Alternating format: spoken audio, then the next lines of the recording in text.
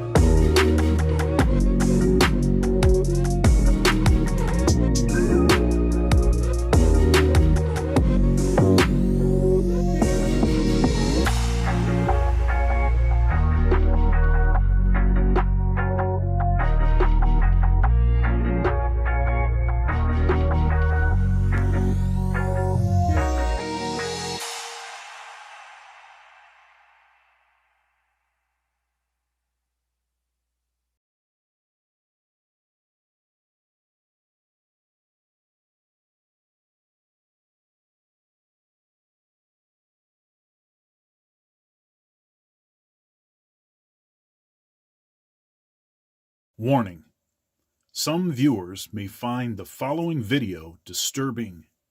Viewer discretion is advised.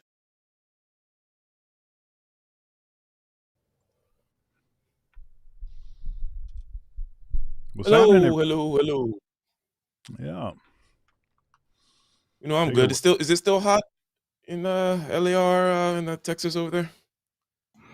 Been cooking the past Absolutely. few weeks. Ah, okay. It's supposed to be hot where I'm at too. It's supposed to be have like 105 degrees one of the days this week. So I don't know what the heck is going on. But everybody, like the video, This like, wasn't share, 100. Oh. subscribe, become a channel member where you'll get access to all archived videos, support black male media, support independent media. Super chats enabled. Super thanks for the replay gang. Cash App, Venmo, PayPal, Dr. Thunder Music, all one word. Spell out the word doctor. If you'd like to buy me a sandwich, then shoot me a Cash App. Sandwich gang in the house. Sandwich gang in the house. And if you didn't know it, sandwich is spelled with two M's. Just sound it out. Sandwich. Sandwich. All right. And we are ready to go. Please hit that like button. The like button is the single most important thing that you can do to push the video into the algorithm. If you want folks to, come through and check this show out, and if you dig this show, this topic, then you have to support it. Please support. Let's go. You gotta, you gotta. School to prison pipeline. So basically, it's a theory that suggests that school policies and procedures drive, okay, um, children from prison to school, right? That school children into a pathway that begins in school and ends in the criminal justice system, right?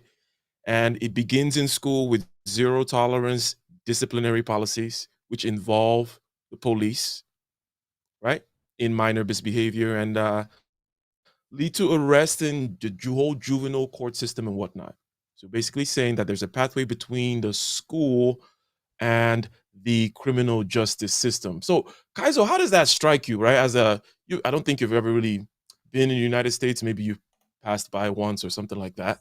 But it is a uniquely American theory. Now, there's so much we can say later on, which we will say about the overpopulation. Perhaps some would see it as an overpopulation of prisoners in the United States. But with regards to the theory that there's a pathway that begins in school and ends in the criminal justice system, begins in school with zero tolerance policy and certain types of disciplinary action, basically a theory on the overall, shall we say, disciplinary attitude of the United States being not good, especially, let's say, for Black boys. What are your thoughts about it, Kaizo? Is it a sound theory? Yeah, no, I've been there for a couple months, right? But anyways, if you look at the theory, it's actually heavily based on the history of America, right? I don't want to be one of these booty clappers for blacks, but look at Jim Crow, look at slavery, and look at all those processes. They were basically, prison to school pipeline is just a new version of post neo slavery, right? That's all it is. Because Speaking of immediately after slavery, we blacks are got freedom. slaves to the dollar over Mhm. here on Dr. Thunder's channel. So we will be interrupting your Dusty Kenyon to shout out that super chat because we wanted to keep on flowing, Yes, right? Ruben Keep Gang. that He super chat says flowing Ruben in. Gang. We got $5. Shout out to you. The Ruben Gang. He says. Let's go. Man, Yeah, that sorry clap about that, sound Kazim. sounds Well, like some go right malnourished ahead. Black American kids out there. Yeah, right. So what I was trying to say is that, look, if you read the history books and everything, the moment blacks get freedom, guess what happens to them? They get put into prison for very basic minor infractions, and a lot of them times it's not even infractions at all. It's just state creating new rules, new laws. So if you don't have a job, you have to be in prison, etc. Right now, you you move that up and you go into the fact that America has more prisoners than China. Like you can't make that up at all. China's got 1.4 billion people. America's got like 300 and something million people, but it has more prisoners, right? You start to look and realize that a lot of these prisoners are not even there for violent crime. And when you're not there for violent crime, it begs the question, why are they there? Is it about creating an underclass of people out there for privatization of these institutions so that money can, move from one hand to the next? Or is it there to really change um, the crime rate in the so-called country? So yeah, I think America is uniquely set in a very problematic. Okay, so you shout out to you. Thanks for the contribution there. Thanks for the opening statement, if you will. And you're highlighting certain aspects of the criminal justice system with regards to the prisons, right? America has 5% of the world's population, but 25% of the prisoners, right? So presumably 25% of all the people in prison in the whole world are American.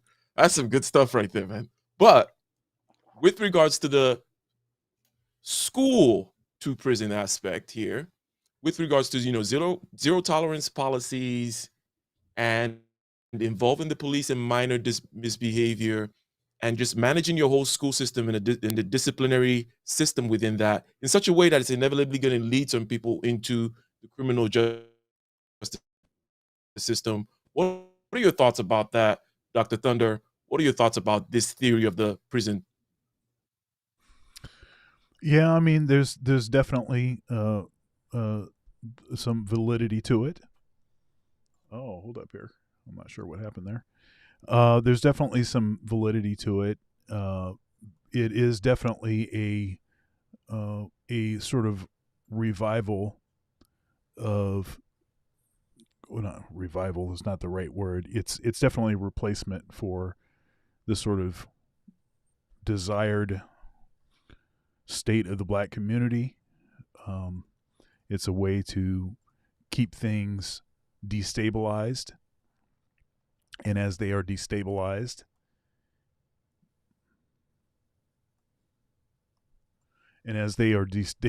destabilized, I'm sorry, I'm trying to do two things at once. Um, it makes it very easy for those that have been capitalizing on the destabilization to keep the money flowing. If you can keep men out of positions of significance in the black community, you can capitalize on the fact that more money tends to get spent. I mean, more money gets spent. Women tend to spend more money than men do. Men tend to conserve, women tend to spend. If you keep the men out of there so that the women don't have anyone that is saying, hey, hold on to that money, you're going to have more spending. So I think that's the sort of cornerstone of it is, and the reason that they're not going to do anything to change that dynamic, and the reason that there are those that will look at this like, well, oh, see, you're just claiming that it's racism again. You're playing the race card. It turns into that. And if you actually track who it is that's actually going to prison disproportionately, and even if you take a look at the amount of time for the same crime, all of that stuff, you'll know that what it is that I'm saying is accurate. Okay. So it's interesting that you say there's something to it, as in you started out by saying there's something to it, as though you were not really giving it your full support. But you went into the why, and which is or also the reasons why it is beneficial to somebody, and hence they might not want to remove it, even if it just happened, right? It just so be by happenstance that, hey, here's this situation and it benefits us. Now, Mr. LAR, the golden boy in Texas, you're right there in the heart of the electric chair city and the heart of the prison industrial complex, the heart of the cold hearted American criminal justice system, the heart of the school to prison pipeline. What do you think about this theory that it starts in school? That there's something about the way American handles discipline, right? Because we will get to, well, what are the alternatives then, right? How should you handle kids that behave badly in school? Um, what should you be doing differently? Perhaps maybe not involving law enforcement, not involving people with uniforms is one aspect. But then that will require you to have a culture of discipline and such where people actually respect authority. And, do we have to bring out, get people getting paddled again? As long as it's civilians doing the paddling, then maybe that works. But anyways, LAR, just your general reaction to the theory of the school to prison pipeline. What are your thoughts?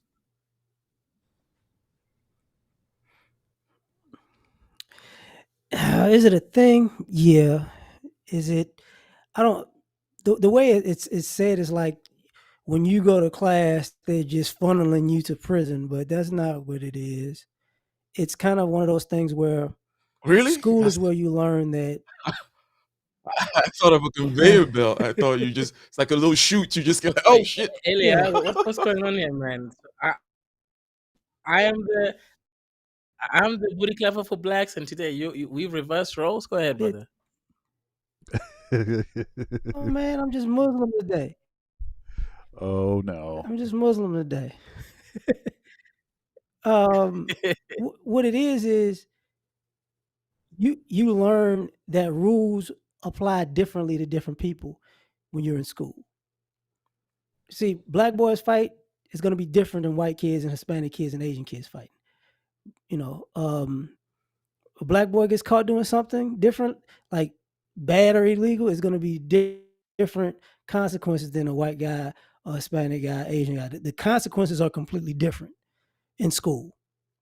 That's what lets you know. Oh, the minute you screw up, they're gonna try to lock you up.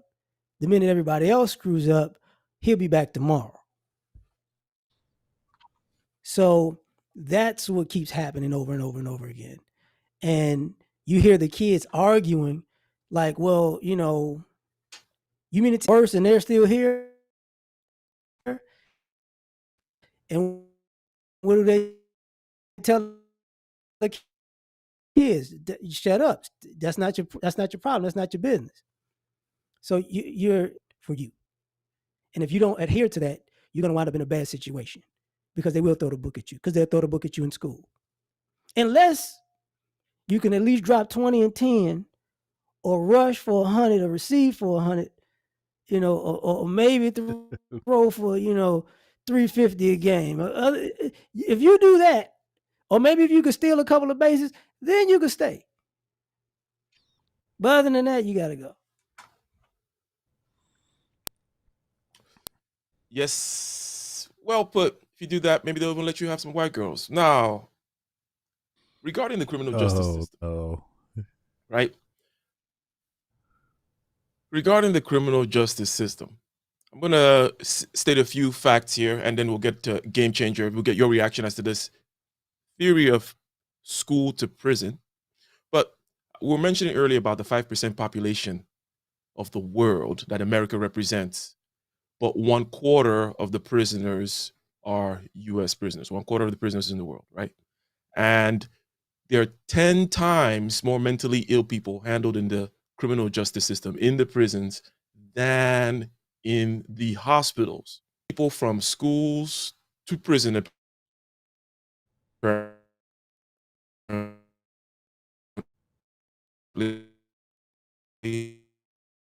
we're shipping people from, the streets that say they're crazy or whatever into prison as well.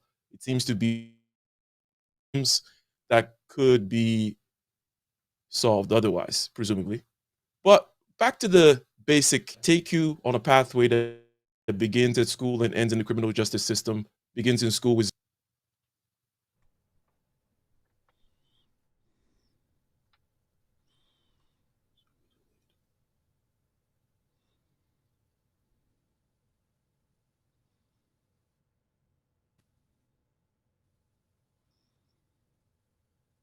you muted or am I just Who was the question for? game changer? Game change. Okay. Oh, well, Are that you was there, just a game question changer? about the reaction if he hasn't. Okay. Let's just. Oh, yeah, Nigerian.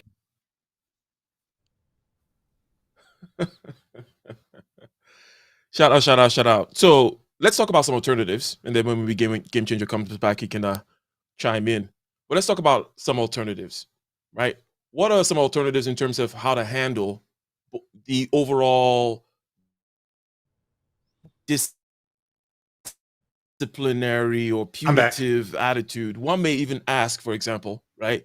Is it okay? Shout out to you. Yeah, go ahead and give your reaction before. Let me know if you didn't, but go ahead. Okay, so definitely the mental illness piece is something that needs to be worked on. The Reagan administration thought that it would be best to close the mental facilities that at one time helped such people, as I heard, and just put these people on the street and give them a check. This thing fueled the drug wars, and because if you're mentally ill, drugs help with your illness, so they pursue street pharmaceuticals, and which help bring young men, particularly young black men, into prison. That being said, it's not the schools that are doing it.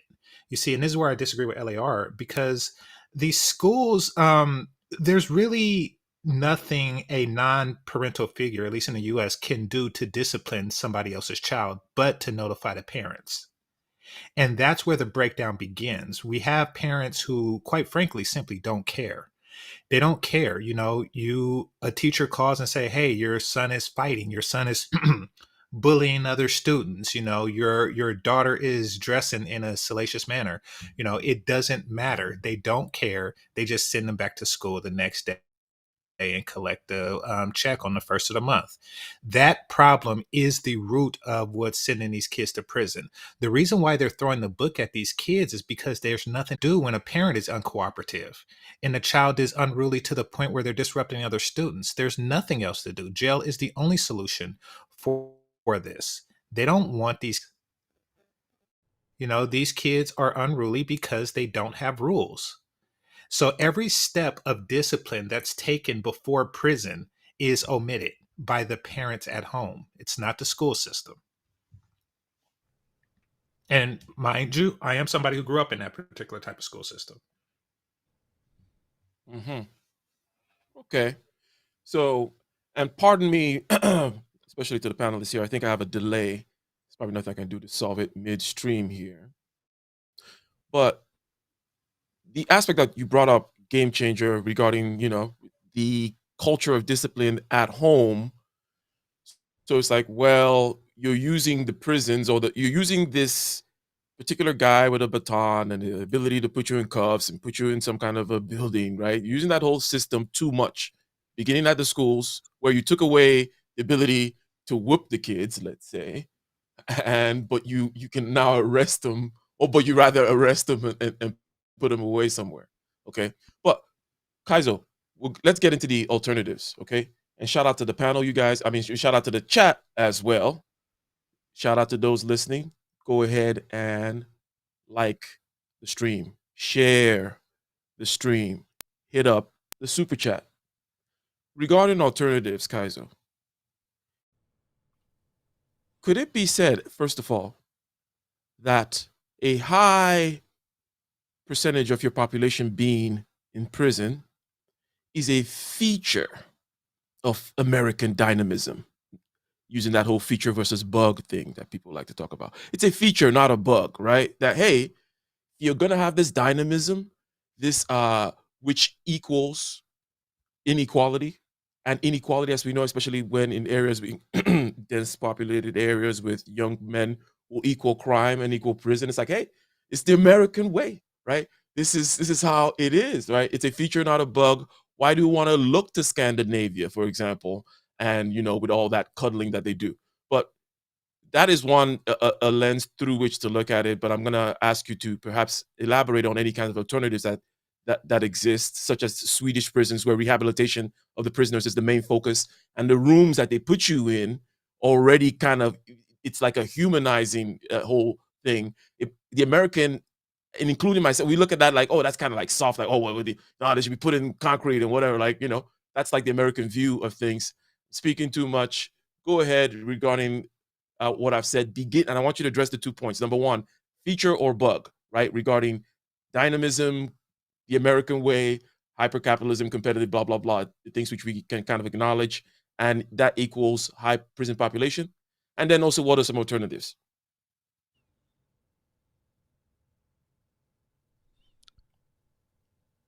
Who's the Is that question to for? me? Just Is it Kaizo? Yeah, that's the Kaizo. That's it. Okay, Yeah. all right. Okay, yeah. Shut out, shut out. Okay. Um, okay, here's the thing, right? If you look at the prison to pipeline population situation, I think that obviously we know that there are private run prisons in America, and there's a certain capitalist element that goes on there, right? And it's not just simply, oh, okay, are they producing value for the economy? So are they actually, let's say, working in companies where they take highly skilled prisoners and then make them work in offices? That does happen too, by the way. But a lot of the times it's actually to do with contracts, governments and governors, as well as the prison. What do you call those guys? Right, I forgot, the prison wardens, right? So if you're looking at that situation, there is a pipeline system for it. The question I guess we have to ask ourselves is this, right? Is this pipeline focusing on non-violent criminals? Yes, it does. I have nothing against people that commit the worst sin of removing someone from existence, or certain types of rape and torture from ending up in prisons. However, we have to think about, we want people to live a life where they have dignified roles in society where they're adding value to the economy. Now I'll say, look, the American model doesn't work. It clearly doesn't. Um, the the Scandinavian model, I believe, is the best rehabilitation, and actually focusing on, let's say, bringing people back that would actually commit less crime once they're released. So ultimately, I think it's a false system. It's a political move to make people vote and feel like, hey, look, we're doing something. We are putting these people here, right? It's all to do with also the police rates and all these artificially created metrics. Oh, okay, we've reduced crime by this amount. We put this amount of people into prison. There's a whole pipeline of metrics, numbers that these people are trying to focus on that actually allows for corruption to be rampant, aka America being only 5% of the world's population, yet 25% of the prison population. Oh, all right, Dr. Thunder. So it's generally the same question, right? Is this just a feature of the American system, and hence there's no real issue, and we're not, maybe there's some things that we can do, maybe we can make the beds better or whatever, but and perhaps you can also address what Game Changer brought up, okay? And not to put too many things on the table, but Game Changer brought up an aspect of, look, this particular criminal justice system is being used to solve several problems which could be solved elsewhere. We talked about the mental illness thing, and then there's the discipline thing, right? Which would be, family, parents, whatnot. And it's like, oh, it's just, then we want to institutionalize them, want to kind of off-gas these responsibilities to institutions, right? So there's that aspect, but it's also, okay, well, should we be trying to tame the criminal justice system? Is that 25% of the world's prisoners too high? Go ahead, Dr. Thunder. Yeah, 25% is too high. I think it is built in a way that is going to tend to create that dynamic. I think the sort of hyper individualism, the structure that tends to reward certain kinds of risks, usually calculated risks. I think that plays in different ways, and so I think that the percentage would be greater than other places anyway, but 25% is too high. That's really too high. And I'd argue that a great deal of this is because there is not a balanced access to upward mobility. If it was more balanced, if more people actually had access, if more of the people that would be the taxpayers, if they had equal access, I think you would likely have less. However, I think you would still have a high percentage, higher percentage than other places because of the reward of like I said, certain risky behavior, and the frequent changing of the laws. See, it's my sense that other places they don't go through such dramatic changes in the laws.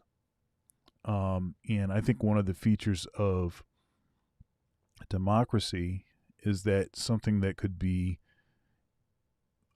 illegal yesterday could be legal today, and vice versa. So that, I think, I think that creates a dynamic where, you know, so for instance, marijuana was illegal to buy and to sell. Then it became legal, and then now it's illegal for people that don't have a license. But you get your license, but who is going to be able to get the license? So yeah, that's my thoughts.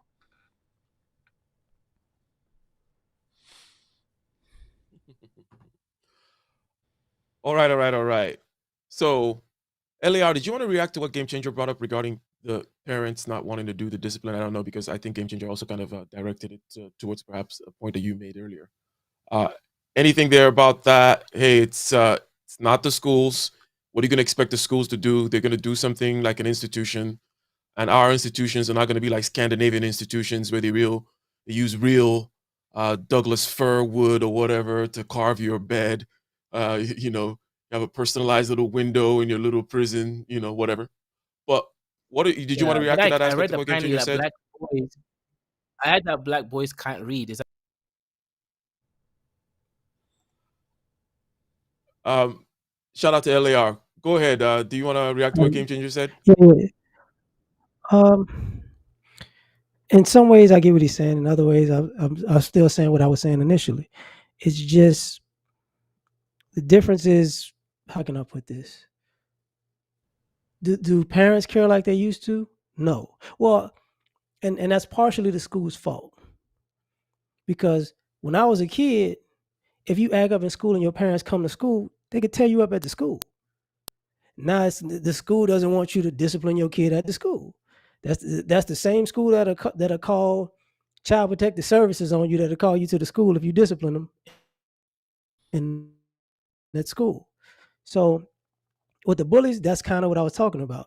It's bullies walk around and they do whatever. And in general, the kids that get suspended are usually the kids that wind up fighting the bully. The bully doesn't get suspended. The kids causing trouble, they don't get necessarily kicked out like they should. It's the kids who are pushing back against all the trouble that get the book thrown at them, which makes the situation worse. So that's what I meant by the school basically kind of, it creates a pipeline by the consequences that they dole out. And you can see it, in any grade school and high school, especially if you mix the races together. Some kids are going to get suspended, some kids are not. Some kids are going to be in yeah? detention, Can I some chime kids in are there not. quickly? Can I Go chime for it. in there quick, Elia? Yeah, I Yeah, remember when I yeah. was in the UK. I was in high school. I remember what happened, right? There was a time.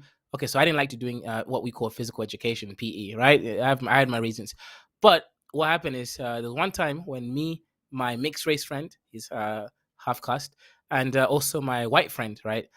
He looked like a nerd. Now we all three of us didn't go to attend physical education. We were hiding in something we call the terrapins, some makeshift building. We're just out there. Now we went to the toilets, and my mixed race friend had a lighter, right? He was just playing with his lighter. I didn't. Guess what? That's something else. Me and my mixed race friend, we got punished. The white guy was seen as some kind of the guy who got put astray by us. And I remember that this was really consistent. All the black boys kept being punished, kicked out of school, getting all the detentions, etc. But when white boys did the same exact stuff, right? In my case, I didn't even do anything in this situation. I was punished the same way. as someone who did something simply because, right, that was the wrong.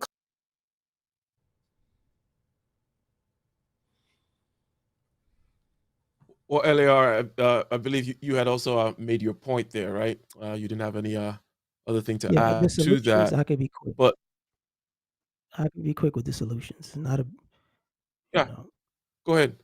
um, just do what they did back in the day. Put trades back in the school.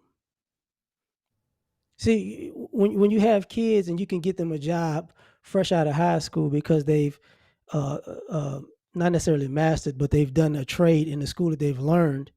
You can put they can be employed in a country that needs help in infrastructure and building. That's the best place to do it. You know, because you could tell the kids, hey man, you finish this, they're hiring at this, they're paying this amount of money. What was that show, Dirty Jobs? You know, the jobs that most people in America won't do. You tell a kid something like, okay, you don't like to do this, that, and this, that, and this, that. Well, if you do this job, you can make this amount of money. You can start making this amount of money next year. I can guarantee you the kid will be like, what? Oh, okay, I'm out. I'm gonna do it. But a lot of times we took the trades out of the schools like that. So you took their opportunity to get a job because you don't want quote unquote black men in the workforce like that anyways. So if they could be, you know, in the sewers or welding or that kind of stuff, plumbing, it'd be like, okay, yeah, the niggers aren't in our face and they're making money and they're out of our, we don't even ever see them. These kids would drop gangs in a minute because they making more than dealing drugs. Mhm. Shout out, shout out, Can I shout out to respond? you there. Yeah, go ahead. Go ahead. Go ahead. Give it to you. Okay.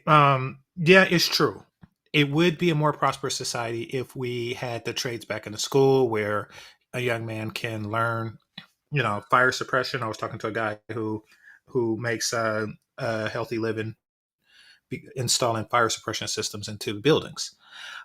Yeah, if they had such trades, and then the schools were to pipeline students into that, as opposed to criminality, then that would be the case. But I don't think that it would help some students. Um, the young men who do, they're very young men. They're not doing it to feed a bunch of hungry children or to feed themselves either. They're doing it because it's a glamorous lifestyle, for one. And for two, they're pointed in that direction. You see, a person becoming an underwater welder or something like that when they're 20 years old, making 90K, that doesn't help mama. It don't he's not going to sing 17 years old kicked out on the street. Even though I had to sell rocks, it felt good putting money in your mailbox. You see, guys that don't live that thug life, they don't talk like that. Once they become adults and they gain an income, that income goes to themselves.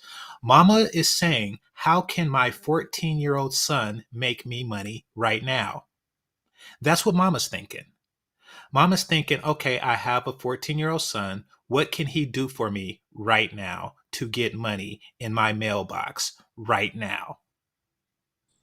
So she's going to encourage ill behavior as long as it's to her benefit. And if that young man goes to jail, that's him, not her. Now, in the chat room, I put a link to a situation that happened in Tennessee recently, where a young woman, and I use the word woman in quotation marks, decided that it would be in her best interest to pepper spray her teacher twice. Uh, During a test, she had her phone out. He attempted to confiscate it, to which she pepper sprayed him. And then, as he walked away, continuing to hold the phone, she pepper sprayed him again. Understanding that her mama is going to find out, knowing that there'll be no consequence if she does. These kids are raised with the understanding that they can do anything that they want to do besides disrespect mama. And the worst thing that the school system can do is suspend them. And what is suspension? Suspension is a vacation from school. Now, from children with an intact household, like mine's roughly, suspension means fear of my parents finding out that I'm suspended and whatever consequences, depending on the age I was, whether it was a spanking or whether it was a punishment, that they would afflict upon me. However, the consequences came from the parents. Suspension is not the consequences. The little black boy or whatever and the white kid, if the school decides to suspend the black kid at a higher rate, it really doesn't matter because he's just going to go home and come back and create the same havoc that he or she did before, up to and including assaulting an adult. Mm. The problem is at home. It's, first and foremost, the problem is at home. We've all seen The Wire. You had one little girl slash the face of another. There's no consequences other than jail. And then when they go to jail, we say, oh, pipeline, pipeline. No, it's the parents that are pipelining these kids to jail. I've seen it so many times. I grew up in the hood. It's the parents that are putting these kids in this situation.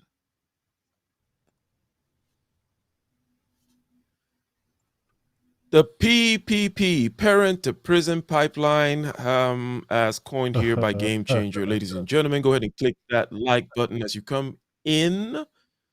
And the PPP was also that loan that you got during COVID that many of you did not pay back. Shout out to Checking For You. Shout out to the lead attorney. Shout out to you guys sharing the stream. So again, it's kind of like a brief overview. We're talking about that system, that pathway, that pipeline that goes from, presumably zero tolerance and suspension into the criminal justice system. And we're also looking at the American system and its general attitudes towards discipline, right? The 1/4 of the world's population, 1/4 of the world's prisoners are American, right? Shout out to Dr. Thunder covering himself up. But other things, right, such as the mental illness, 10 times as many mentally ill individuals in state hospitals compared to, the prisons. 10 times more are in prison.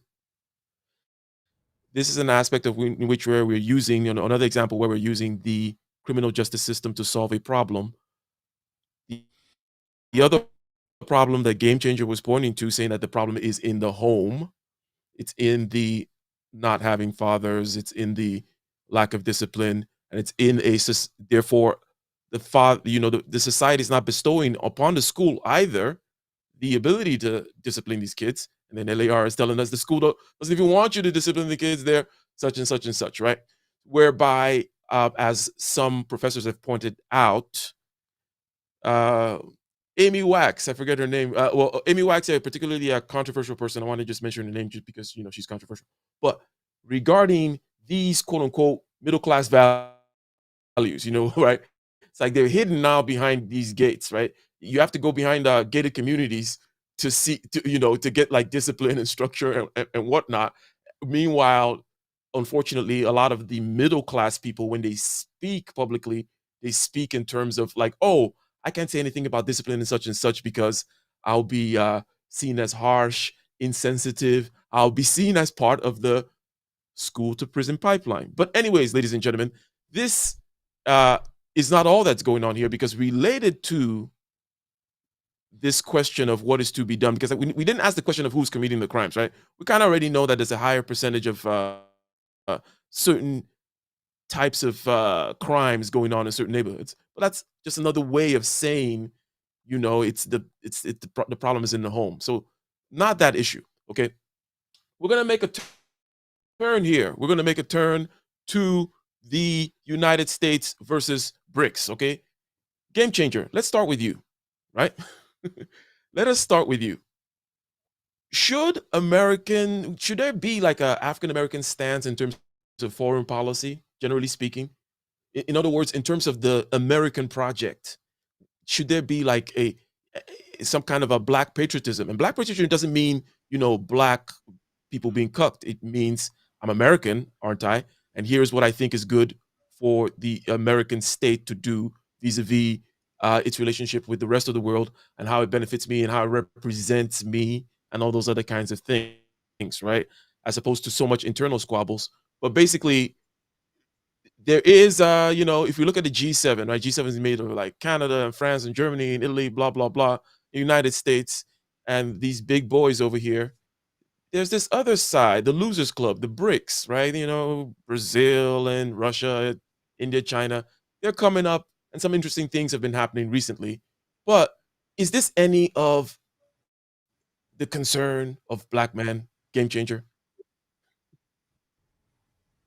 Well, I mean, first of all, I don't want to call BRICS the loser of it because, I mean, let's face it, they're second place at best, at worst. I mean, they're very prosperous nations globally. One of which is second only to the U.S.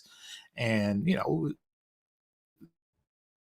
I wouldn't call them losers. There are far more countries that are losing more so than than BRICS country.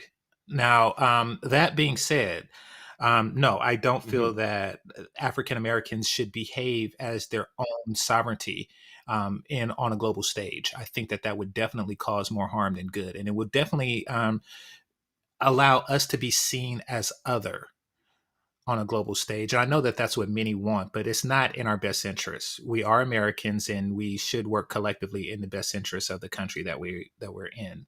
As long as it's working with our best interests, and so far it is. So reasonably speaking. So no, I don't think that it would be a good idea to do that. Also, we have a smaller population than any of these small nations, collectively African Americans, including South Africa, which has a very small population relative to the rest of the continent. So, I mean, even if we were, so we would first other ourselves, and then the weight of our voice would be suppressed by everyone else. So it wouldn't. I don't see it benefiting Black people to do so. Let's just put it like that. And besides, are the issues, Oh, as I understand it, that African Americans mhm. go for it. No, the No, no, no, issues no, that no. African Go Americans ahead. Go ahead. face are domestic. Yeah, the issues that African Americans face are domestic. Really, it's not. It's not international. So yeah, I don't see it benefiting us at all. Okay, so you're answering the question. Don't see it benefit you in terms of acting as though you were a sovereign entity in the global stage. You are American, so you're gonna more or less go with. You're in Team America, right? However, you might be in Team Well, America, it's but be anti. I'm sorry. Go ahead. No, it's not even just a matter of patriotism that led me to this conclusion. It's a matter of practicality. Practicality. Yeah, I yeah. mean, would you rather be a small part of a very strong sovereignty, or a strong part of an extremely weak sovereignty? I guess that's the ultimate question. So strategically, it's in our best interest. There you go.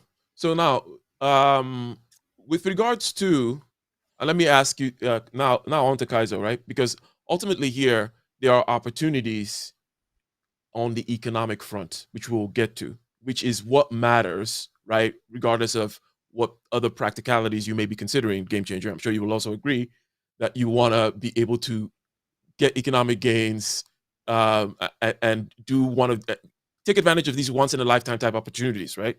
And so on and so forth. And we'll get there. But Kaizo, what are your thoughts about what drives BRICS in the sense that presumably it is about the American weaponization of the dollar, American sanctioning people, America using SWIFT to block you, right? And all these other types of things, seizing foreign reserves and generally being belligerent. Okay. And by the way, if we look over here through the decades, what Dr. Thunder is showing here is the percentage of world GDP. Okay. And the orange line, the BRICS countries, okay, they started out low. Now they have more, I believe 37% now with the 6 new countries that they've added, as opposed to 32%, which is represented by the G7. Okay, so the G7, again, America, the West, that particular sphere of influence, which we know very well, right? America, Canada, France, the EU. They are now 32% of GDP, and BRICS is around 37%. Same thing with regards to oil production. So, towards game changer sentiment about, oh, it's not the losers club, which I said tongue in cheek. It is not the losers club in terms of size, definitely for sure. It might be the losers club with regards to some of the people that are itching to join, though. They're just trying to, they need to solve some other problems before finding themselves a new Brazilian girlfriend. Isn't that right, Dr. Thunder? Maybe you need to fix your internal problems Right. before you get a passport. Um, but yes, yes, yes. And Yeah. and by Actually, the way, these numbers go ahead, guys.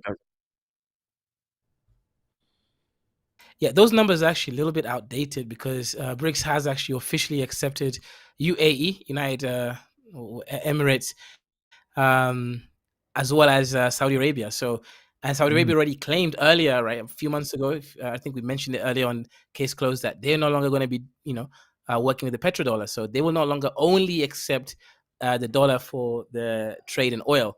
And Saudi is one of the biggest oil traders. Same as UAE, was much smaller. But point is, BRICS is actually taking on a lot more of the world's economy than even that 37%. I think here's the thing, right? I'll give my personal opinion. I don't want BRICS to take over the dollar. I like the dollar. I earn money in dollars. So for me, it will be a bad thing if the dollar becomes weaker because I would be unable to leverage the shillings, right? I came to Kenya because I was leveraging the Passport Bros dollars for the African shilling, right? Specifically Kenya. So for me, I'm all for the dollar remaining strong. And I think every Black American should, since they are Black Americans, right? They are Americans. Now, the thing is, if you're looking at it from a more like pan black or pan African sort of eyes, you might think, well, if more African countries develop, it might even help out Black Americans because now they have strong Black nations behind them. So even racism and all the other aspects of isms might reduce, and there's argument for that. But the reality is this, right? The BRICS is no different. There's no evidence that the BRICS is different from the American empire. The point is, right now, BRICS is pretending to be there for the global south because it has to, right? It's a newcomer. It hasn't established its own currency. We already have the euro as well. The euro is not as successful as it should have been. If you look at the euro market, the dollar is still the reserve currency, right? Euros and is next, and then it's the Japanese yen and the pound. But the reality is, you're not just going to replace something because a few countries come together with a large economy. At best, what might happen is you might be able to, as you mentioned earlier, Ike, create a strong trade network which allows for less effectiveness of sanctions. For example, we know earlier that during the Rus war with itself, right, in Ukraine, sanctions were made on Russia, but Russia was able to remain largely unscathed because they're trading in food, grain such as wheat, and they're trading also in gas, natural gas, which Europe has to use in order to survive winters. So I would say, as my final statement in this question that you've asked me, BRICS is an interesting contender in creating a what people call multipolar world where there's no longer one giant empire. And the reason why I'm saying one giant empire is because the Europeans have been cucked by America, right? Only a few countries like France even have access to nuclear weapons. The rest of them, UK, they pretend they have the Trident, but I don't believe them. And Germany definitely doesn't have it, right? So even the strongest economies in Europe doesn't have a say when it comes to military. They've all joined NATO, more or less, all the relevant European countries. And I think this creates a new contender, meaning that from an African perspective, it gives African countries to bid time and industrialize. Word them up now with regards to anything that is growing, and I mentioned once in a lifetime opportunities. There's always the aspect of the middle class, which we know is particularly troubled. It's particularly quite thin, especially in America, right? The middle class that cannot afford homes, the middle class, the millennials in that bunch, expecting to do less well than their parents, which is the first time it's happening in the United States. We know the stats, we know the stats, we know the story, we know all that stuff. And here comes this idea of, hey, here are some people who are now trying to allow themselves, between themselves, right, BRICS members, to settle trade in local currencies and so on and so forth. Hence, it's like, oh, opportunities now. Maybe I need to go open up or invest in the shoe stores that are going to open in X location somewhere in the coast of Namibia or whatever the hell, right? And be able to get those parabolic returns, which are just not available anymore in fully developed markets, which is where you're coming from, right? But with regards to the general goal of BRICS, and I know you've mentioned some important things, guys. I just wanted to say that some of the intermediate steps, de-dollarization is not going to happen, right? And even when I say it's not going to happen, I mean, in terms of any kind of reasonable time and such. And that's not even the goal, at least in the intermediate term. Yeah, and an The example of medium that term. The is the medium fact term that the is, well, BRICS I need to be able to settle trade.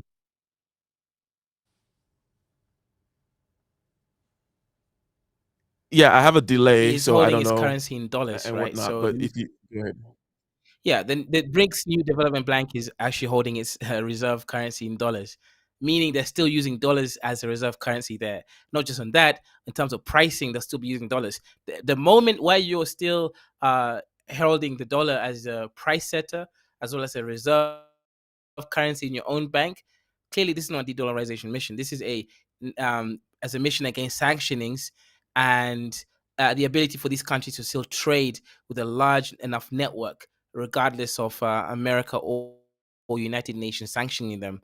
That's why even if you look at the new members of BRICS, countries like Saudi, UAE, Ethiopia, etc., these countries, only one country out of the 6 new countries are part of the International Criminal Court. Why? Because we understand that Russia was sanctioned and Putin was called for presence in the International Criminal Court for actions against children and stuff like that. So it's a political movement more so than economic, and even within the economics, it's anti-sanction, not really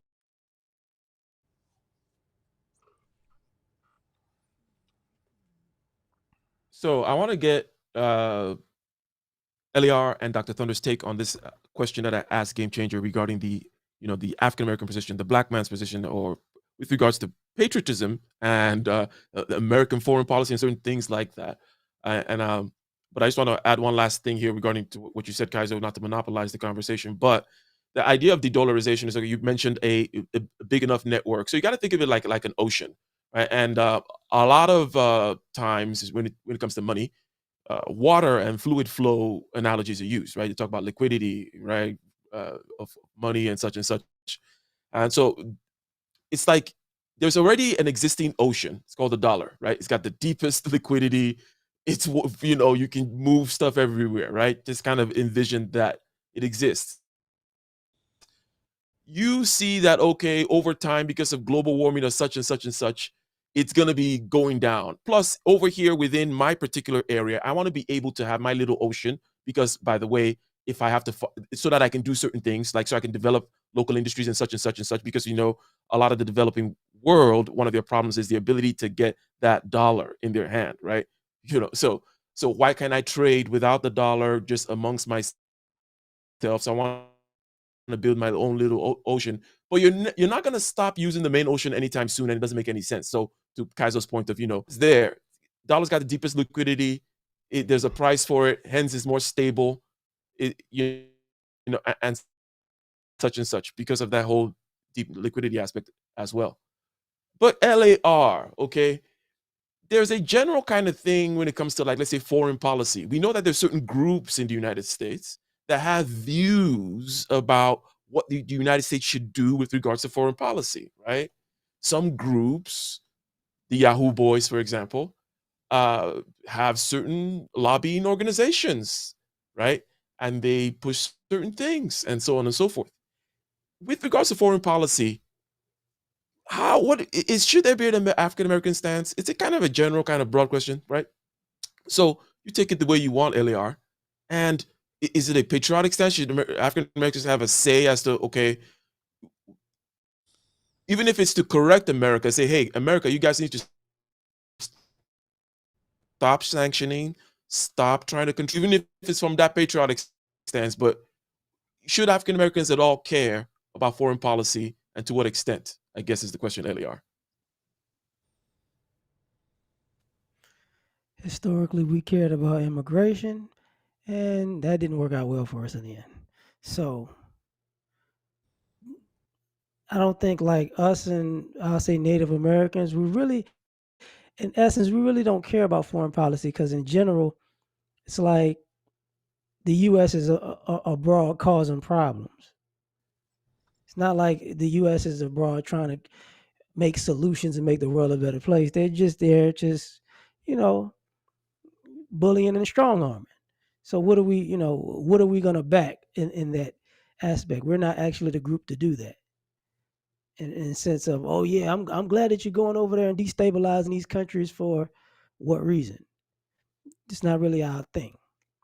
Um, the thing that's interesting about the BRICS part, I would say it's probably a better time to start investing in crypto, in a long term sense, because all BRICS is basically a war on America without a war. It's a war on currency, and they can win that war on currency because America's messed up the money horribly. Like you know, if you once you get like you said, Saudi Arabia involved, that tips the scale. Really, like what the hell? But there's some work to be done there. So for us, no, we don't. It's not that some Like, people yeah, think we go ahead. don't know about foreign policy, but it's just you know, yeah, people think we're not abreast on foreign policy. It's just the fact that we normally see nothing good coming from America going abroad.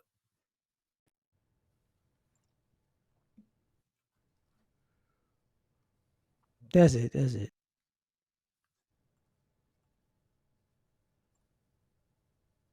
Mhm. Dr. Thunder, you got that. The I guess behind recovery time. and relapse $5. Thank you, thank you, thank you. I even have a round of applause here. Yeah, it seems pretty bad. I don't know how.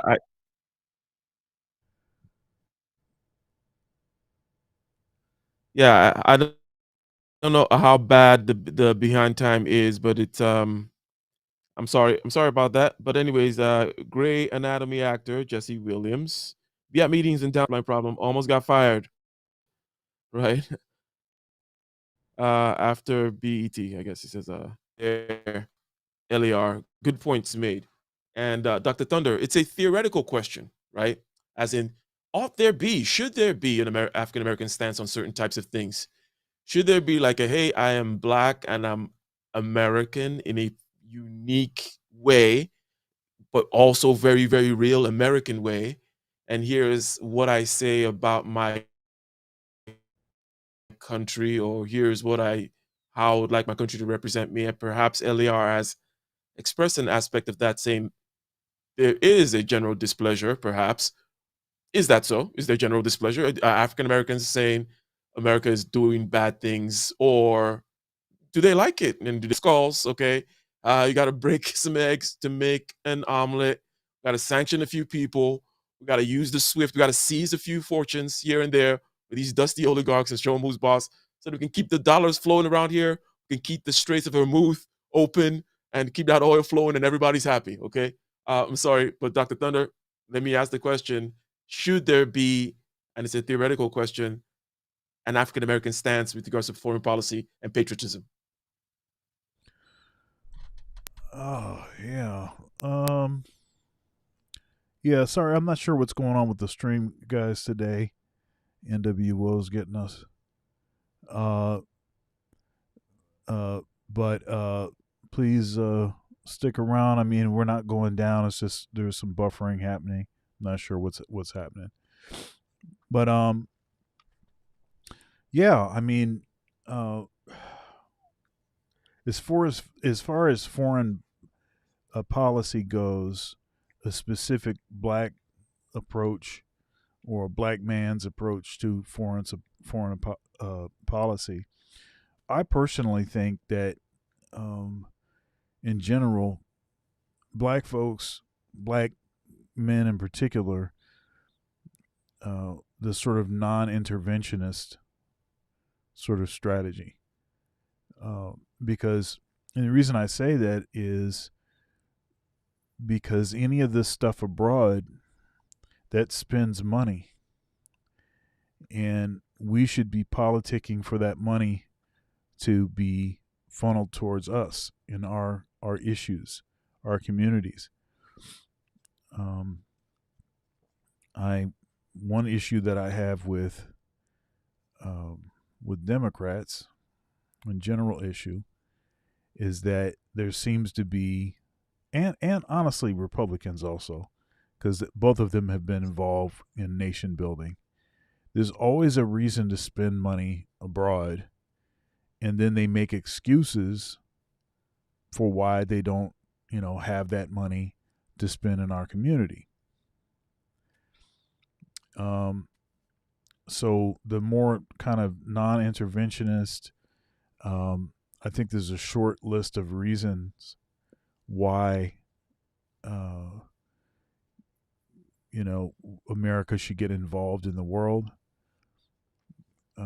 But I think that list is become huge, and they'll take any reason to get more encumbered, get more involved in places other than here.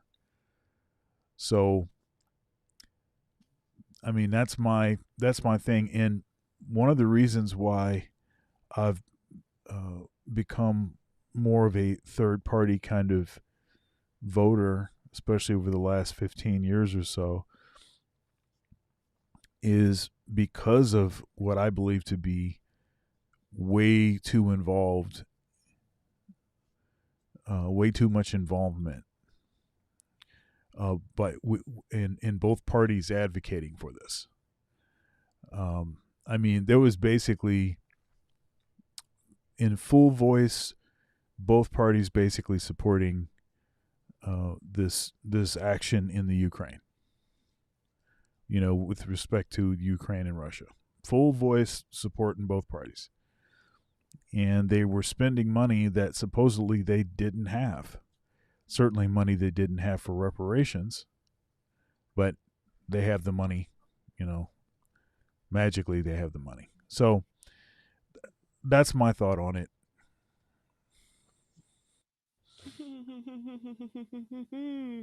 Now, game changer. I'm gonna throw a few propaganda things at you, and you tell me which one of these are at least reasonable or how it strikes you.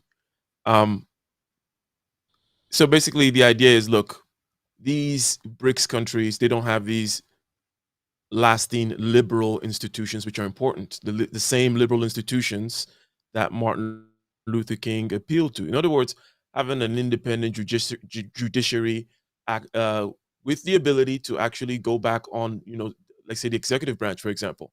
The fact that the SEC can say something about some cryptocurrency and then the court says nope, the SEC is wrong and reverse it. The fact that these same institutions have now enshrined in law, rights for people for whom these rights were, denied a very long time, right? That America has great liberal institutions, and these kinds of liberal institutions we would like to see all through the world. These types of liberal institutions, actually, as a matter of fact, did institute our freedoms as African Americans. Blah blah blah. So goes the propaganda. How does that strike you? What do you think about that? Or you just, yeah, go where you will with that. This basic idea that African Americans could perhaps be a voice for strong Democrat or liberal. Not it's not about democracy. Strong liberal institutions. Um, Liberal institutions are a plus to any society to an extent. And that extent ends with directly giving people money or foolishly distributing wealth. You're in the Bay Area as well as I am, and we do understand what these liberal policies are doing, as far as the homeless population in both San Francisco and Oakland, both the East and the West Bay. We see it. We see it everywhere we go. We see it off of every freeway. These are policies. Newsom's his original stance when he was mayor was to throw money at it, feed the problem, give them free needles, et cetera, et cetera, et cetera, making it a haven for others. It didn't cure the problem, it exacerbated it, it made it worse in a lot of ways. So I would, but however, a liberal policy as far as public education can be a good thing. I'm a product of public education. What I believe in certain policies is you should give people the opportunity to function at their best to maximize their potential. Outside of that, I don't see how it would be beneficial to any nation. And Russia aside, the other BRICS nations tend to agree with me in that regard. Both South Africa and China, at least. I'm not sure what Brazil's educational system is like, so I'm not going to speak to that. But they do share my sentiment on it, and we got to understand that we're dealing with, and let's just use China as an example. We're dealing with countries that has seen significant growth in a very, very, very short period of time. We're talking about 30 years, in the case of China. We're talking about something extraordinary. And at the same time, at the same amount of time, the US is experiencing, as you described, the first generation. I think that was the '90s. I think that was my generation. The first generation where the children are doing worse than their parents. So prosperity. And I don't know. I think that a lot of the programs, and and I hate to say this, Dr. Thunder, but I think a lot of the programs are softening America. And I do believe, and this is just on some tinfoil stuff. This is some conspiracy theory stuff. I'm gonna be honest, Dr. Thunder. I do think that a lot of these international aid that we send to other countries, say ones that are, war torn, I do think that it is meant to stunt the growth of said country and make them overly dependent on the U.S. so that they can exploit them in other ways later. I do think that the same would be true for us if we were to accept reparations, but it will never be given. I mean, this it's not, and it's not a matter of the money to hand. The the money spent on the population loss. In any population just decided to leave the workforce because they no longer need to be in the workforce, then that will become extremely problematic. We will be at an extraordinary, production and labor deficit as we already are. I want to speak a little bit more to the threat of BRICS as it is to the West, and yeah, that is. I think that in addition to not really, but could potentially harm us, but not in our generation. I don't think I agree with Ike on that. I do think that the extraordinary trade deficit that exists and the consumer to producer rate, the very poor consumer to producer rate that the U.S. has, is definitely going to be our undoing if we don't do something. We have to turn our citizens into producers and not consumers. And paying people or giving them stuff for things that they didn't produce themselves is not going to help with that particular situation. Mm-hmm. Mm-hmm. That's all I have So, to say on that. um, thank you very much. Thank you very much, Game Changer. Hopefully, this has taken away my delay or has reduced the issue, ladies and gentlemen. As we continue, and thank you very much for liking the stream, sharing the stream, and continuing to participate. Thank you for those who have super chatted already. Subscribe to the channel if you've not before. Become a member. All that good stuff. LAR, how about that piece of propaganda that I hit Game Changer with? Talking about, hey, these American, or not American, let's just call it these liberal institutions, they have a lot of English common law, they go into all kinds of things having to do with rights and what America kind of sells as part of its package, part of its soft power, saying, hey, we have these things. And those guys over there, they're tin pot dictators, right? The BRICS, right? Those guys are, there's no foreign policy coordination, which is actually a true thing. So far, BRICS has not been able to instantiate any foreign policy coordination, which is one of the reasons why what Game Changer is saying is correct in terms of their ability to be, kind of pose a real challenge anytime soon. But LAR, what do you think about liberal institutions being important for um, the in the lives of Africa? How do black men look at these institutions, right? Like, do black men appreciate the courts? That, hey, at least in America, you can have these courts that, while corrupt, but it's better than in other places in the world.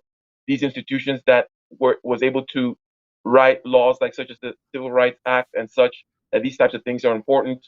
And rather than just look at any other country that is growing with money or oil or whatever as being important, and saying, hey, these institutions that guarantee rights and citizenship and the expansion of those rights and expansion of citizenship are important.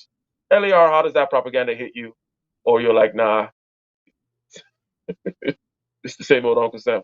It's all propaganda. Like the liberals are screw ups just like the conservatives. The Democrats are screw ups just like the Republicans. It's just a different kind of screwing up. Normally, what happens in our political climate, we put one group in the forefront because they won the election. They screw up, and then people complain about all their screw ups. And let's put the other group in, and guess what they do? They screw up just in a different way. We go from this back and forth, screw up mentality where nothing really gets done. And then I can say nothing, but people hold their hat on. We had this small victory, we had that small victory.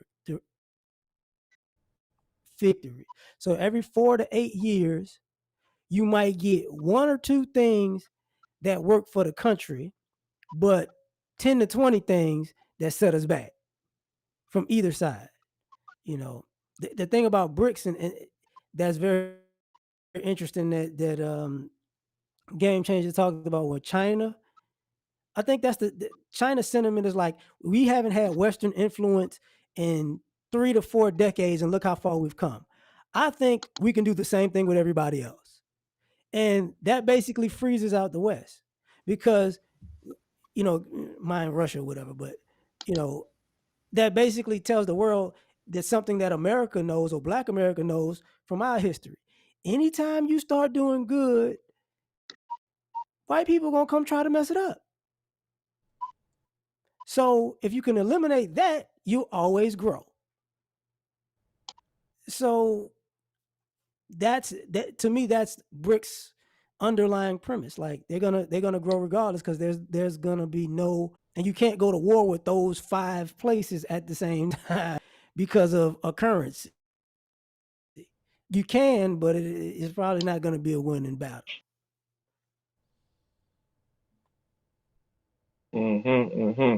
Now, a few points here, ladies and gentlemen, about BRICS and the drivers of BRICS, right? So, economic sanctions imposed on Russia and other countries by the United States put dollars dominance at risk. Because when you overplay a particular hand and you're using SWIFT to limit people and you are seizing foreign reserves, right? And you're weaponizing the financial system, people are just incentivized. They're like, they don't have to be bad people, they don't have to have nefarious intentions to be incentivized to go find an alternative, right? And an alternative, perhaps not to completely replace the dollar, but so that at least I can do business with my neighbor without having to worry about getting the dollars. And hence, in other words, I have to grow cash crops, right, that I don't consume and sell it to people so I can get the dollars. And then I never really develop. It's a particular kind of rut that some particular people are stuck in. And part of it is greatly their fault as well. And I think that both Game Changer, LAR, Dr. Thunder, you guys have elucidated many aspects of the black man's perspective on this. Shout out to the super chat, by the way, before I forget. Shout out to one man went to Mo. He respectfully disagrees with something, perhaps regarding the inabilities or the incapacities of BRICS so far, which I'm saying that so far is the fact that they have not shown foreign policy coordination, or no, not foreign policy coordination, but policy coordination. But that's not an insurmountable deal. They're growing, as we said, 37% of the percentage of the world's GDP is there as opposed to 32% for the G7. This has grown, and now they have 54% of the world's oil and so on and so forth, right? So all good there in that regard. If I were to take a quick swing back to that idea of American punitive culture, the school to prison pipeline, right? Because it is all related insofar that we're talking, insofar as we're talking about the lives of black men and whatnot, right? Um, what do you think, Game Changer, about, and then Dr. Thunder earlier in the Kaizo, and we might start landing the plane. The culture, I had asked this, and Dr. Thunder had mentioned, yeah, the 25% is too high. But do you think that America needs to soften up the culture of the penitentiary, soften up, perhaps focus more on what we call rehabilitation as opposed to the punitive aspect? Because look, people want to punish people who do bad things, and that must be acknowledged. It's not a question like that's not what we're trying to do. There is a punitive aspect to it. We want to punish people who do bad things, right? Then there is a question of, well, as Kaiser brought up before, maybe we should reduce the threshold for which we kind of have these draconian measures of punishment, right? In other words, these non-violent offenders, if you will, and drug offenders. Okay, so let's say all that is even taken punitive culture, American prison culture, the way we kind of handle our penitentiaries when compared to somewhere like Sweden, where the room at least looks like a room. You're in a prison, but they're not trying to rub it in your face, if that makes any sense, Game Changer. What are your thoughts? Well, I definitely think that prisons need to be reformed. Not anyway, not in any sense the way that they're doing it in Switzerland. No, I do think that prisons should be safe yet uncomfortable. It is a punishment, however, that punishment should not be death, and a person should not. Uh, um,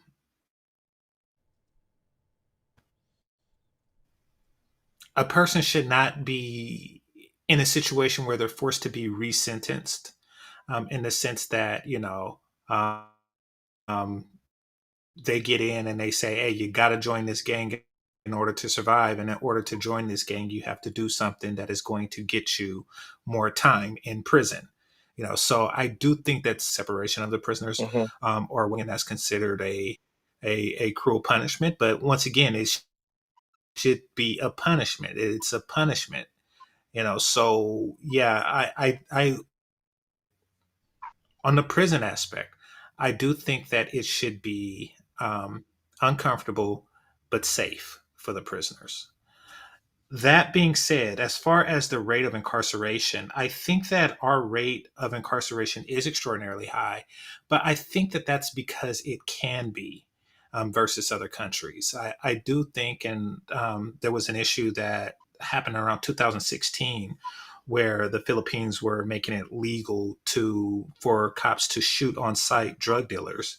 Um, Considering their proximity to where heroin and things like that is grown, drugs can, if it's allowed to, and the poverty rate, if it's allowed to fester, can be, a national crisis if it's allowed to linger. However, they don't have the funds for things like we do, like a Coast Guard to, stop it from being shipped in, and a DEA, excuse me, a DEA where somebody from Nebraska's taxes is going to stop the drug problem in New York. They don't have advantages like that. And nor do they have funds to imprison a large percentage of their population. They don't. So if they did have all of these things in place, then yeah, their prison system would be very similar to ours. And I've seen this in several places, and I'm pretty sure you have, Ike, in your travels, to where a lot of laws that exist here are just overlooked, and that's just because the local government don't have the strength to enforce it the same way. you know let's just take traffic laws, for example. um, I in the places that I've traveled, I've never been to Africa, but mentality, it's like, yeah, you can pull me over, yeah, you can give me a ticket, but to what address will you mail it, and how are you going to assure that I'm going to get it? So, or that I'm going to pay it, et cetera, et cetera, et cetera. So, it's not. I think that if other country, I think that the reason that ours that we have so many incarcerated people is because we can't afford it. In other words, Hmm. did I miss any parts? I know it's like a two-part question. Uh, no, no, no, no, no. I think you covered it well there, game changer. So it is ultimately about that the punitive attitude, and you covered the aspect of, hey, you think it should be uncomfortable, right? So, Dr. Thunder, what are your thoughts regarding America's, punitive attitude? Is it overly punitive and not focusing on the restorative aspect? Restorative justice, I believe, is the latest term, but reformation of people as opposed to punishing people actively. Uh, Now, one of the it's something just comes to mind in the sense that punishment can be a slippery slope. In other words, it's hard to start punishing somebody and not just be like, "F it," he's a prisoner anyway. It's just like, why do yes, I wanted to make it a little uncomfortable, but if it gets more and more uncomfortable, who gives a crap? But anyways, other than that, what are your thoughts regarding America's punitive attitude? Should there be more focus on repentance, reformation? Were we too punitive? What are your thoughts? Yeah. Uh, so I actually happen to think that, okay, so there's two sides of this. Game Changer was talking about, Oh, uh, was talking about uh, the sort of localized, you can't, you know, there's a reason why speeding, for instance, as long as it's not egregious speeding, is not usually ticketed. Like people are going 5, 10 over, and nobody pulls them over. You pass a cop, you're going 10 over or 8 over or something, and he doesn't do anything. It's because it's just too much to try to police. So the infrastructure you don't have enough personnel to deal with as much of the actual law breaking as there is. Okay, so I think that that's part of it. Now, if it gets egregious, then you're going to have to figure out, what to do. And we're in a democracy, which means that people are voting on what the laws are. So then that's a different dynamic too. Um, but then on the other side of it, since there's privatized uh, uh, penitentiaries, they're making money on people being in prison, and they have plenty of money to keep making more and more facilities. It's one of the reasons why there's such a large percentage uh, of the population that are in jails. If you compare it to other places, right? It's because the way that it's set up is actually, it actually financially, it uh, it's of a benefit to those that own those prisons, right? Okay, so there's all of that. What else was I gonna say? Um, but what was the other part of the question? I wanted to address that before I got to the question, and now I forgot the question. Can I can I are we respond to focusing what you on said so far, and maybe this will punishment jog your too memory much? on the second? Yeah, go ahead. Go ahead. Okay, thank you. So, prison labor is not lucrative to corporations as they would have people believe. Essentially, what it comes down to is you're getting what you paid for, and there's really no way to incentivize or disincentivize prisoners. And so, what they found, like say something like picking tomatoes or oranges or something like that, agricultural work. What they found is that it is better to hire immigrants because what motivation does a person make it? Like, okay, put it like this: what would happen to a prisoner if they were to do work poorly? And what do they Right. They gain if just need they more do time. it well? Oh, right. Yeah. Yeah, well, I mean, well, that's peonage. I mean, not peonage, but I mean, that's you're arresting somebody for not working hard.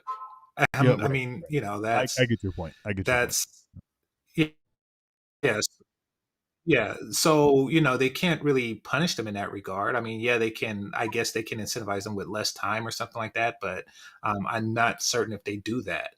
It does seem as if they are in a situation to where they're just doing the bare minimum to say that they're working, and that doesn't benefit anyone. You know, having somebody out on the field picking one tomato an hour, like what is that? You know, like I don't think Heinz is going to sign up for somebody a system like that, no matter how much or how little the prisoners are getting paid. Hmm. You jog your memory now regarding whether we're being too punitive or not, Dr. Thunder, or we need to focus more on reformation and all that? Yeah. So yeah, that it, it, I would like to see the system be more um more of a reform institution of reform, help people to reform and to change um in the situation, because you'd have to have structures in general society that would people, I mean, people become criminals largely because they don't have, they don't have a proper upbringing, or they don't have access to gainful employment. So they take a risk. Let me rob this bank, or let me get hooked up with these folks over here, and I can do better. I can make more money. I can, plus there's a, you know, you know, there's a sort of the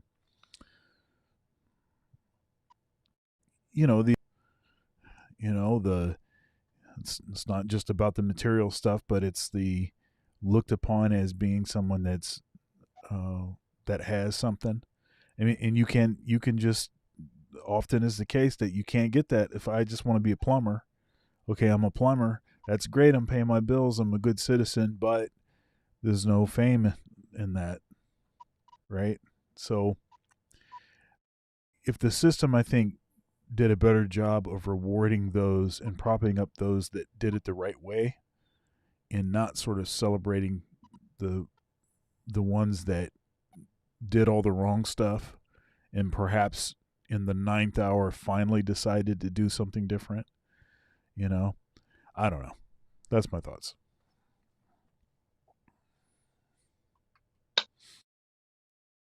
Shout out, shout out, shout out. You would like to see the system tamed down a little bit. Now, Kaizo, and then LAR here. Uh, this is your chance to give us kind of Hey, your definitive thoughts regarding whether or not there's a hyper focus on punishment yeah, in make the sure I American want system. to make sure, real quick. What I want to make sure that we know that there's another person on the panel now.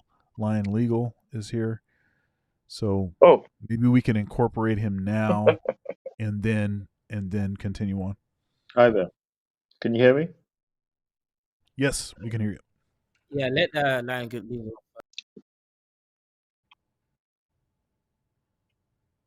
let the legal lion go. So, legal lion, I know you just came in and you've heard the conversation up to this Okay. point. Um, So, I want to give you, let's give you a couple of minutes to kind of chime in where you feel like you want to chime in. But the point that we're at right now is we're back to the legal system being overly punitive in the United States or not. But go ahead. yeah, sure. I want to tell you a story. There was a man who was essentially, he went to a store. He saw police come there and he ran. And he ran and he hid under a car. He was arrested. He was arrested and put in jail. And this story is going to underline how punitive the um, um, justice system is, the criminal justice system in the US. So he was put in jail, and essentially he was asked, "Why did you run from police if you had not committed a crime, etc., etc.?" He said, "What crime? We don't even know why he has been arrested in the first place. Why he's been put in jail?" Uh,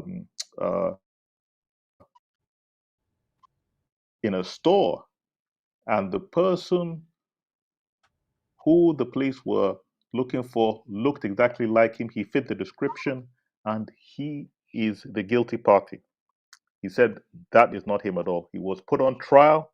He was death row. He was actually sentenced to death. He was actually sentenced to death. And guess what? He was also executed. After he was executed, it actually came out that there was another person there who was guilty and who ran away and who ran right past him. Of a Netflix documentary. There is nothing more punitive than taking the life of an innocent man. Nothing more punitive than that. And then on top of that, if you now go into the injustices that have been meted out, especially members of the black community by the criminal justice system, how can you say that it is not a punitive mechanism, not overly punitive? Especially when there are other stories of a person smoking marijuana who spent a decade in prison for what is this, essentially a non-violent crime. So if you look at all of this, look at the fact that there are the number one reason for people even being in jail in the first place, especially from minority backgrounds, is for non-violent offenses. How can anybody stand by and say this is a fair system? This is the system working correctly. This is the system working appropriately. Of course, there's a multifaceted approach and point to criminal justice, which is rehabilitation, but also punishment. If we're dealing with especially violent crimes, I'm all for punishment.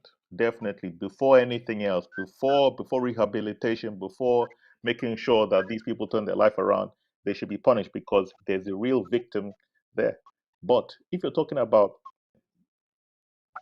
it is actually better for society that these people are rehabilitated, because if they are not, then they come out and some of them are actually pushed towards a life of crime. What job can you get with a criminal record? Imagine trying to be an investment banker, a doctor, a lawyer, etc. And you have to go to the character and fitness committee. You have to try and get licensed. We have to be very careful thinking that the answer to society problems are simply by coming down to be in place. And the last thing I'll say on this is that in what world do people think it's acceptable to have private prisons? Because once you have a private prison, guess what? Part of those shareholder benefit and what they derive the the benefit from is by having more people in jail over time. That is essentially where they'll get the economic uh, gain by having prison population that can work for free. So think about that, and society has to think if that is acceptable or not. I don't believe that they, because it is not. All right, all right, all right. So, Kaizo, Ryan, would you Lion go to Legal a has doctor told that's us that Pookie was.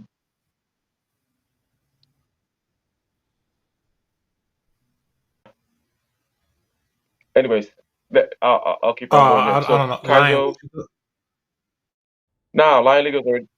would you go to a doctor that's been in prison? Sorry here. I'm sorry for the delay. Oh. Go to the doctor. Just Okay, so Would I go to a doctor did, that's been in prison? Interesting question. Uh, Go ahead.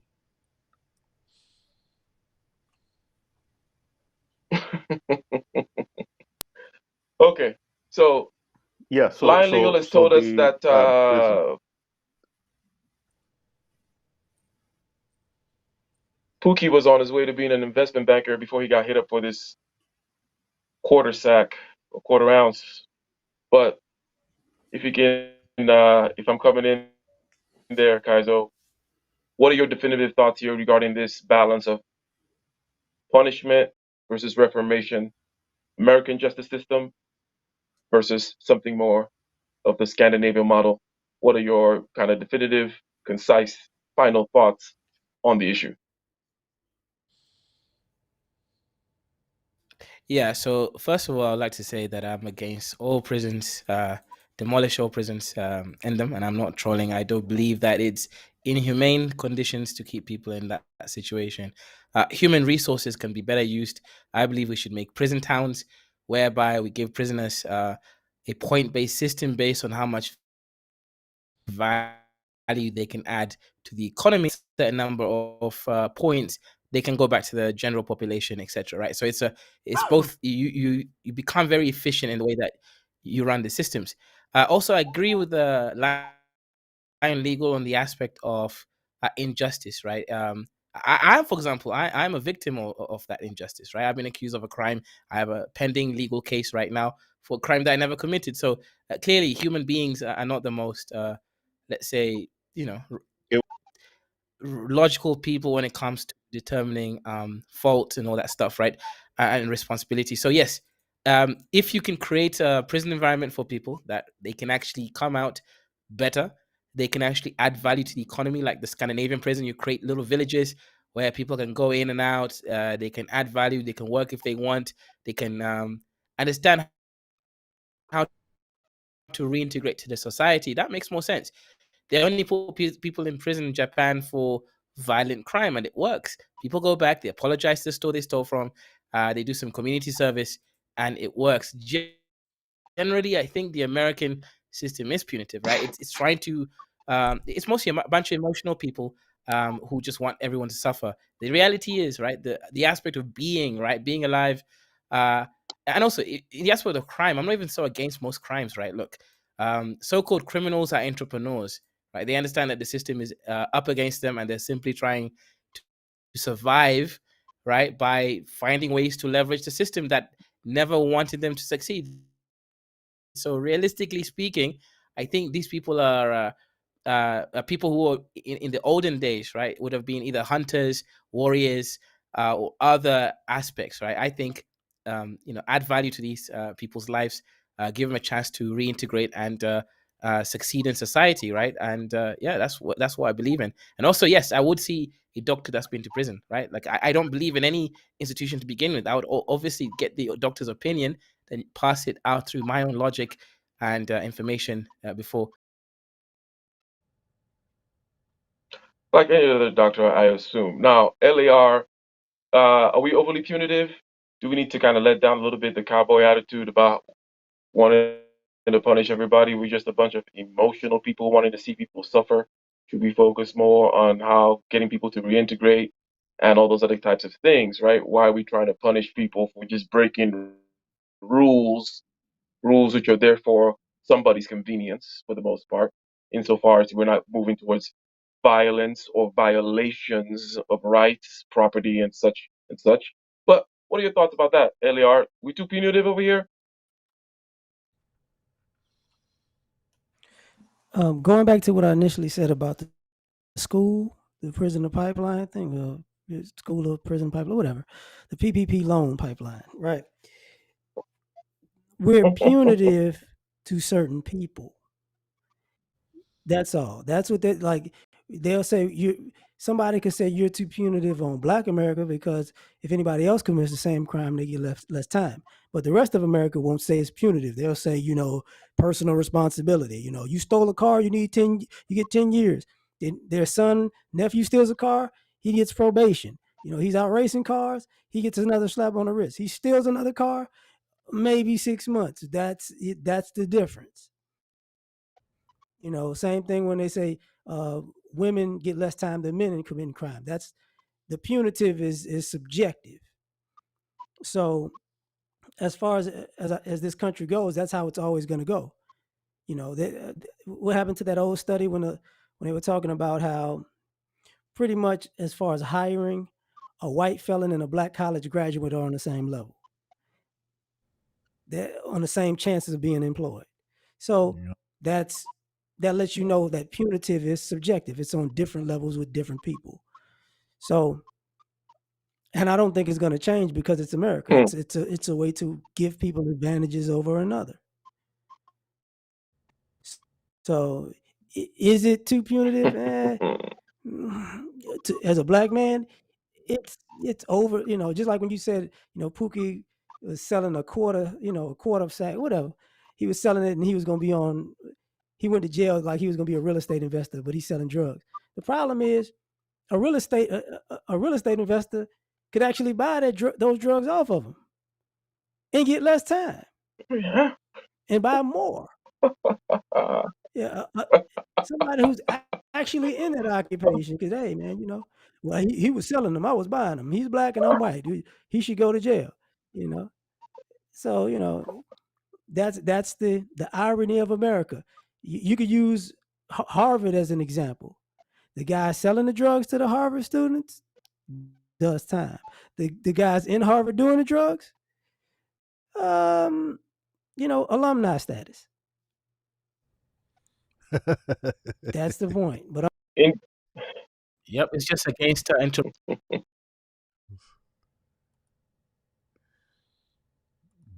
against entrepreneurs. Well, shout out to Google, shout out to YouTube, shout out to the buffering. Hopefully, it clears out in the after stream, right?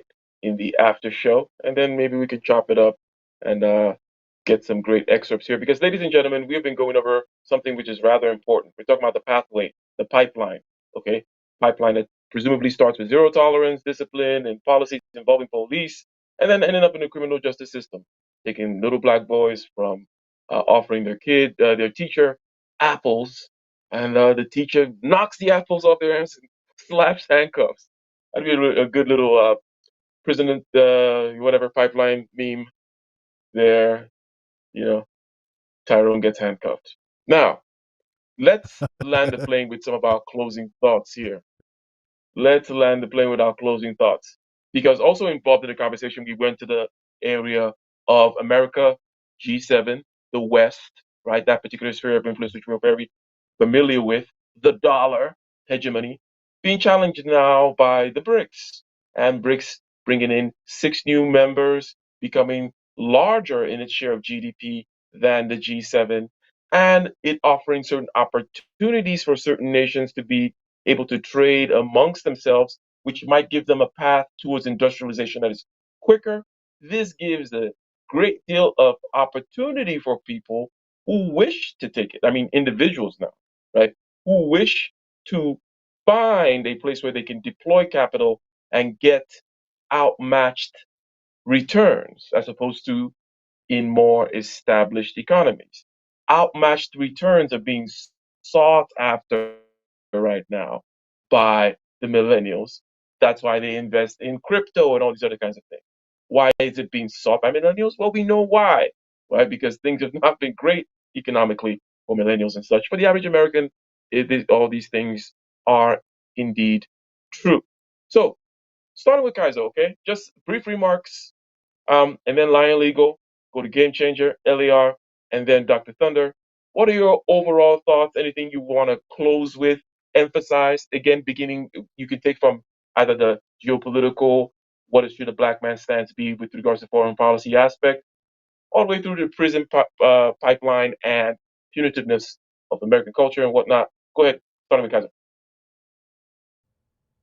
Yeah, I think Black Americans should stand with America of us, etc. So I'll say that on that angle. But when it comes to prison school pipeline and all that, or school prison pipeline, I definitely think that there has to be a lot of reforms. And I think this is where Black Americans can actually come together, realize, hey, hang on, they are disproportionately treated against unfairly on these systems. Now, I guess I get it from the violent crime aspect, but putting people in prison for weed and all that kind of stuff is it's insane. It really is insane. Or not just weed, but other sort of non-violent criminal aspects, right? I think things have to be reformed. I personally am a radicalist. I say go all the way to the Scandinavian model because it works. Again, Scandinavians were the first to decriminalize certain things that people take on their body that have compounds, etc. So yes, that's my. Hey, real quick, Kaizo. So first of all, thank you, Don McKee, for the $5 super chat, saying by this crazy logic, a pedo can earn points and make his way back to the local elementary school. Uh, WTF? What do you say to that sort of criticism of sort of uh, decriminalizing everything, no prison, or whatever? What do you say? Yeah, so let me go back to that statement there, right? Actually, a lot of pedos do recommit crime and go back in prison in America. Actually, with the system that I'm proposing, uh, would actually reduce that, right? If you look at the Scandinavian model, there is literally cities or small villages for these people to live in. They are regulated. There's a point system, etc. But no, it wouldn't go back to elementary because other rules still stand, right? We can't mix prison system with the local laws and rules of regulation, which is to do with protection of vulnerable people, right? Two separate issues.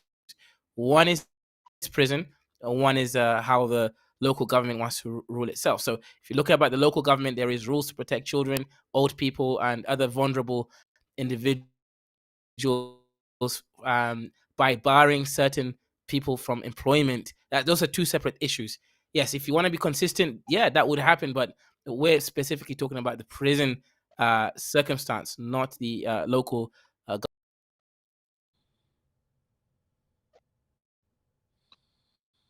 So, Lion Legal, your final thoughts there, as Kaiser tells us that basically it's the overuse or the conflation of one particular system doesn't mean that you're going to turn your blind eye to how to regulate everything else. But Lion Legal, what are your final thoughts?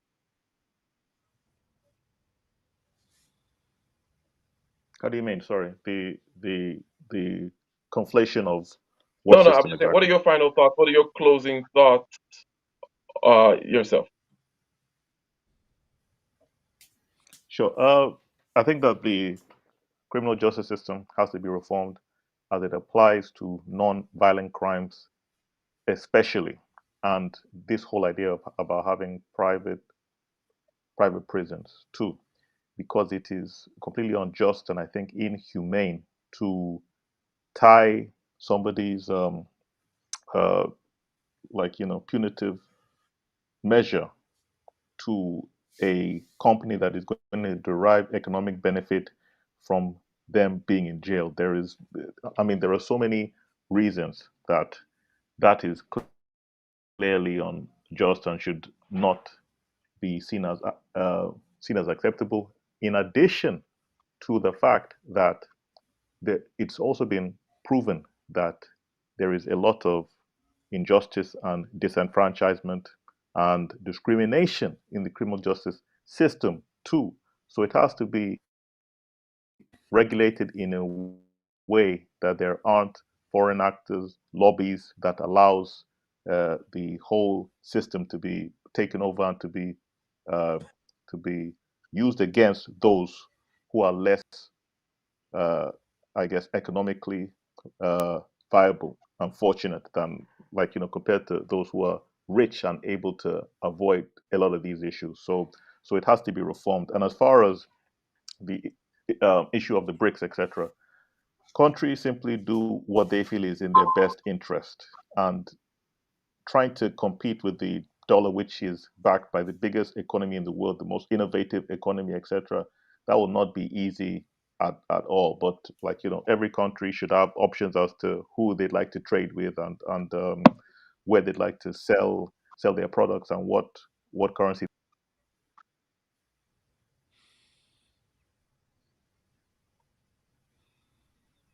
Game changer. Yeah, so there's several things to cover, but I want to start with the school aspect. Definitely, I feel that the problem is at home in a lot of these places, and I think that. Well, actually, I'll make this blanket statement because I think it covers a lot of what we were talking about. I think that there is a romanticization, or excuse me, that we tend to romanticize criminals and poor people and, and et cetera, et cetera, et cetera. We kind of look at them through people if, or we can turn them into good people by.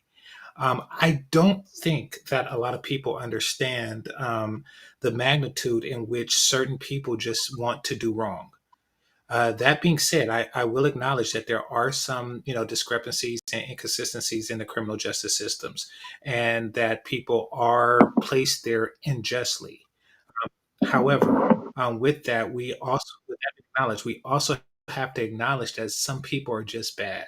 And if you ever open a door to, if these were good people, you would visit prison. You would sit down and have lunch with them from time to time, just cause, and then you would really find out how good they are. How if you gave them an opportunity, they would still do. Some people are just like that. Now, maybe it's not 25% of the world's population concentrated into this country that are just like that, but you do have to, have a means of punishment and separation for those types of people. They are extremely dangerous, and we can't work on creating a society where, you live side by side with that type of a person. We can't. The best we can do is we can give everyone equal opportunity at advancement and maximizing their potential.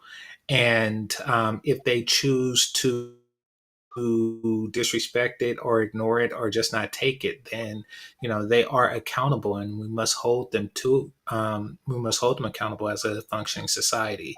There's no way around that. You know, I and Kaizo Lion. I don't. I don't know how you grew up. I really don't.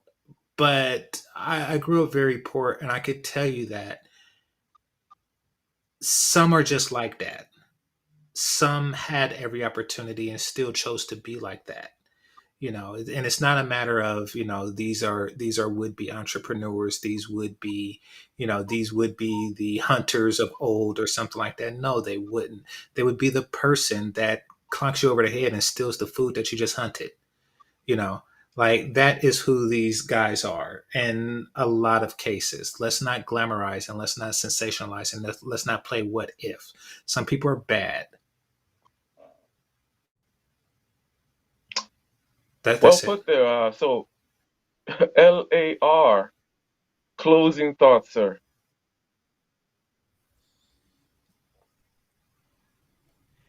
Be prepared for one hell of a ride in the near future, because at the end of the day, all these people are gonna either grow up to be adults or are adults. So we're gonna be dealing with them one way or the other while all this stuff is going on. So that's it. That's it indeed. All right, Dr. Thunder, you get to take us out and wrap it up. What you got to say, what you got coming up next. You got the floor. Yeah. So thanks everybody. Apologize again for the. I'm not sure what was going on with all the buffering and stuff. Do some investigation to make sure that that is not the common experience. Is usually not the case. So I'm not sure what happened today. Um, but but thanks for coming through, everybody. Please like the video, and super thanks for the replay gang. Cash App, Venmo, PayPal, Dr. Thunder Music, all one word. Spell out the word doctor. And Sandwich Gang, that's still in effect. So you can, if you want me to eat sandwiches, you know how to make that happen. And then, so I do think that the legal system needs some major reform. And this so called prison to pipeline, I'm sorry, school to prison pipeline, there is some truth there with respect to statistics, with respect to certain populations disproportionately finding themselves in prison. All right. And I do think that the public school system has gotten significantly worse. It's bad and getting worse. I have said frequently that my son will never go to public school. He will never go to public school. I see it as too much of a risk, especially for a black boy. I see it as too much of a risk. And besides the fact that the school systems now are more interested in gender ideology than they seem to be in, stuff like math, and reading at a reasonable level. And so he'll never go to public school. And I've said also that if that means that I need to take a second job, third job, fourth job, fifth job, flipping burgers or whatever, to make sure that he doesn't spend a second in public school, I will do that. That's just not, it doesn't seem to be a good decision. If you can prevent your kid from going to public school, if you can afford it, it seems to me that would be a good investment. He goes to a Catholic school. I also think that boys' schools, in particular, all boys' schools, are particularly good, especially for black boys. We know that the education system has been feminized, and many of the things that were more motivational for boys to go to school, stuff like shop class, home ec, for home ec mostly for the girls, but stuff like auto repair, stuff like carpentry. There's a number of things that were more hands-on that are no longer in schools, and I think that's a problem. But schools have been feminized. They're prioritizing the education of girls, and then continue to clamor as if, women have not been empowered enough yet. Look at what's happening at the college level. Look at who are are mostly populating institutions of higher education. It's girls. And in the black community, it's something like 70% female of the black population in college. About 70% is female. Now, these places of higher education are starting to talk about this, but only really starting to talk about it because it's starting to affect their bottom line. And that's unfortunate, but at least I suppose they're starting to talk about it. College would be a much better location for young men than prison, of course. So, yeah, we have a lot of issues. I do think that the prison system needs to be reformed. I would be a fan of a system that only gave time to those that did violent crimes, and then found some sort of way to rehabilitate all others. And certainly, I know that there's a lot of folks that are a fan of the death penalty, and I am a death penalty proponent in intellectually. Intellectually, I don't have an issue with it. But as far as policy and practice, the way that we have done it, I'm totally against it. I'm against it because disproportionately of the people that are found to not have committed the crime the ones that get executed, the ones that we find out later through DNA evidence or whatever it is that they didn't do it, disproportionately they are black. Until we can do something about that issue, I don't feel in good conscience that I can support a system that will disproportionately kill black men, even if they didn't do it. So yeah, I think reforms are needed, and I'd like to see the United States keep their nose out of other countries' business, and for the like, for the lack of a better expression, America first. Anyhow, that's my time, and come MAGA. back. That's right. That's my time. That's our time. Thanks for coming back and checking us out. And make sure you come back again next week, 4 p.m. Eastern Standard Time, for another riveting episode of Case Closed, the highest level conversation and discussion on the most relevant topics in this space. Be well.